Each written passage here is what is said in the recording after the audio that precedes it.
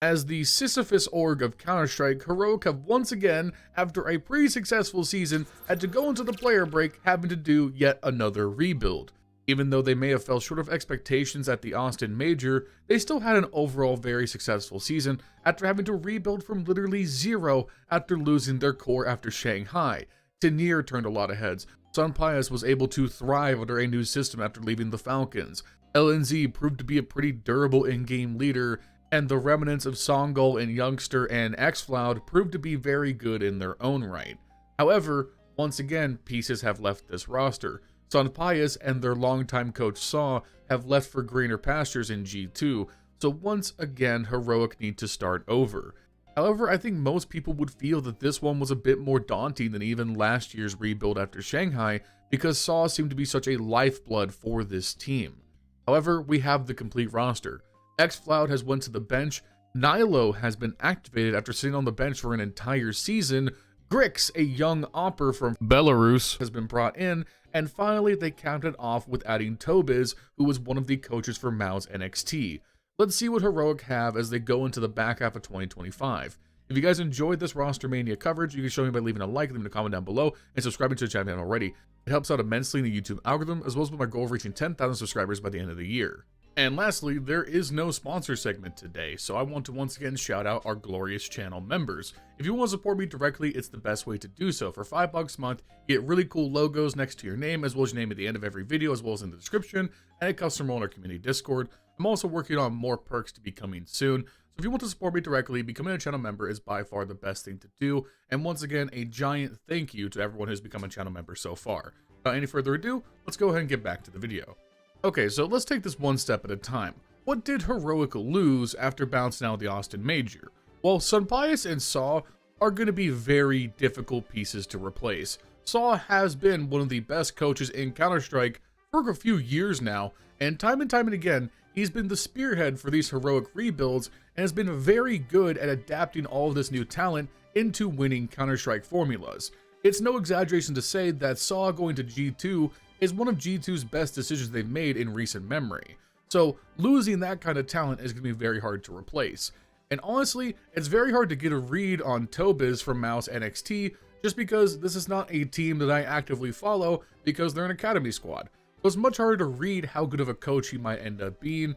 He appears to have done quite well with his tenure there, and MOUZ are an incredibly well-run organization on top of it, so I would assume that there's definitely a lot of logic and reason to why they pursued Tobiz. So we'll just have to wait and see on that one and see how he adapts to being in a tier 1 coaching environment for what I believe is the first time in his career.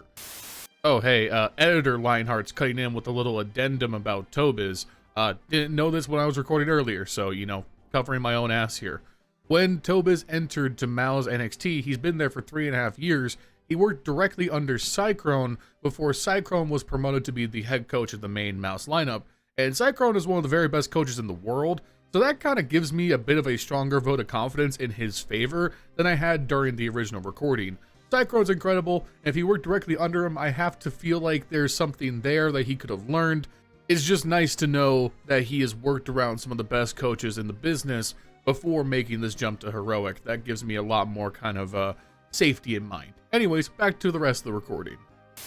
When it comes to replacing Sunpayus though, I think there's a lot more to work on, as Grix has been turning heads in tier 2 for a little while now. He's a young guy, 19 years old, Belarusian player, played with Astrum for the last little bit of time. Overall, he's been averaging for the last 6 months at around a 1.19 rating. Watching kind of some demos of his gameplay in preparation for this video, looks like he's very solid mechanically. Nothing really jumps off the paper to me, like he doesn't seem to have any massive flaws, seems to be really solid with his rifles as well, but obviously against tier 2 competition it's kind of hard to project.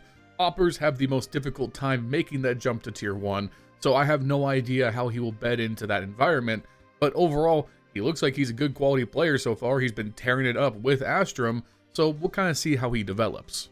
One of the biggest things Heroic's going to have to grapple with on a couple of fronts is this is really going to change a lot of the roles and the playstyle of the team pretty drastically, as the big difference between Grix and Sunpayus is their aggression. Sunpayus very much plays a very similar style to Device, very passive, anchor-oriented, very good at holding angles. He'll still go for opening attempts at a pretty decent clip, but overall he does not play that same kind of high-flying, uber-aggressive style like a Simple or a Munacy. Grix is a lot more cut from that cloth. Now again, take these following numbers with a bit of pinch of salt because we're comparing tier 2 to tier 1. When we go over to Skybox Edge and look at their overall statistics, not only does Grix go for more attempts overall, he has a higher opening attempt success rate and opening KD, tends to go for more trades when he has the rifling. Overall, he's a much more involved in the entry pack style of player, so Heroic are going to have to go about this from a very different perspective than they were last season. Overall, taking a flyer on a young guy like Grix makes a lot of sense because oppers are pretty hard to find internationally.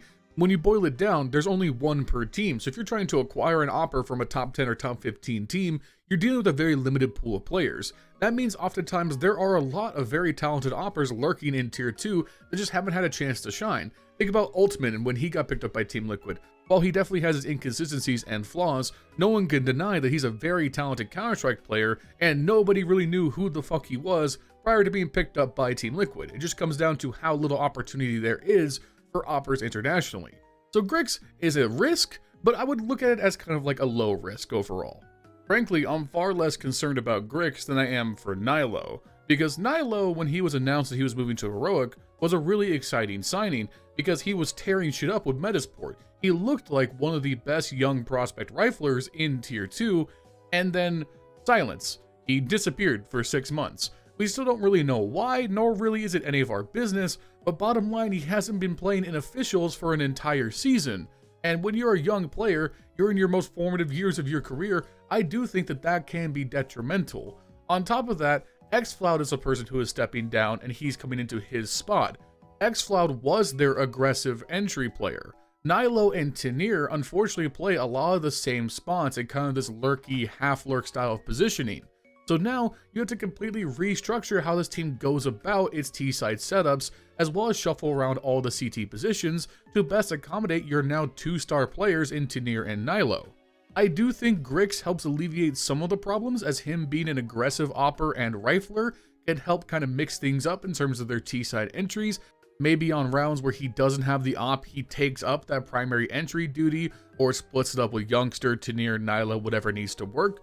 But Grix certainly helps make those roles more interesting, but it's absolutely fair to say that Tenir and Nilo are going to step on each other's toes a little bit, which is going to put a lot of pressure onto Tobiz and LNZ to figure out the best way to distribute the firepower and approach their T-side setups. And again, all of that is assuming that Nilo doesn't really miss a beat and doesn't stumble upon his return. I don't think it's unreasonable to speculate that he might struggle when he first gets back into form, as he's going to take some time to get back to the level he was showing in Metasport. There's going to be an adaptation period that's going to be affecting him, and whether that's going to kind of hold this team back by firepower or not sort of remains to be seen. Overall, in terms of what Heroic have had to work with, I don't think these signings are necessarily bad. Obviously, getting a chance to see what Nilo can do next to Tenir is going to be interesting to watch play out. You managed to keep LNZ, who's definitely a great young in-game leader.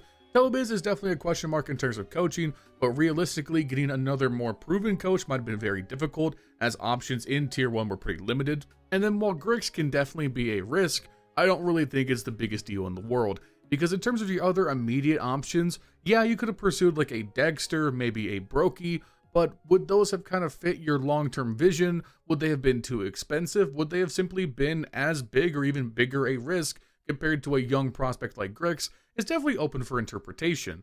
I think Dexter would have been actually a pretty good option, and then Brokey I do believe will find a new home soon and kind of rebuild himself, but these are older players. I think kind of keeping the team young and starting over in a way is not a bad move at all for Heroic. And ultimately, this team has been making a lot of very money-smart moves, and I would just assume that someone like Grix was not exactly that expensive to acquire. So if he ends up being a bust, moving on won't exactly be the biggest issue. Will Heroic be able to reach the same heights they did during the first half of 2025? I think overall, that's going to be very difficult. I think Saw and Sunpayus are very consistent pieces and elevated this team to quite a high level. Yes, xFloud was inconsistent, so him going away for Nilo could potentially be better long term, but this team got younger, less experienced, and now has a new coach on top of it. I would expect Heroic to struggle out the gate once the season starts, but I think LNZ is good enough to be able to kind of steer the ship.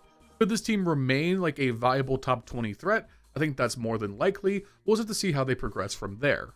Those are just my thoughts, though. Let me know what you guys think about these heroic moves in the comments down below. Definitely an interesting spot to be in if you are heroic. You just in this perpetual cycle, the Sisyphus rolling the boulder up over and over, only for it to tumble down once again. How many times can this org essentially start over and still make a great roster on the other side of it? Honestly, it seems like they continue to be able to do it, so clearly whoever's behind them in terms of like their development, their signing process, whoever their scouts are, they seem to have a good eye for this. So I'm willing to, see how this plays out. I do think they have a lot of potential, but there's obviously a lot of issues as well. So again, let me know what you guys think. Thank you guys so much for watching. Make sure you leave a like, leave a comment down below, subscribe to the channel if you haven't already. Help me at 10K by the end of the year. We are like 60 subs off of 7,000, so let's hit that first. That'd be greatly appreciated. Thank you to my channel members, Justin, Jesse Furley, Milan Berta, Bubblesj, Cocktor, Milan Berta, Bubblesj, Patatas Kaftesi, PTR, B1 Games, Cody Foxworthy, Justin Vandervate, I'm Flashbang, Snowy White, Brownie, Vergil'sPlasticChair, LBKcs, Snax Enjoyer, Crunchy Water, and our newest member, zerotwocs. Once again, if you want to become a channel member, you can do so at the link in the description down below. For $5 a month, you can support me directly. Get your name in the video just like this, a cool logo next to your name in the comment section, and a custom role in our community Discord. Thank you so much to our channel members. Lastly, follow me on twitch.tv/LionHeartZ CS2. I'll see you guys soon in another video. Peace.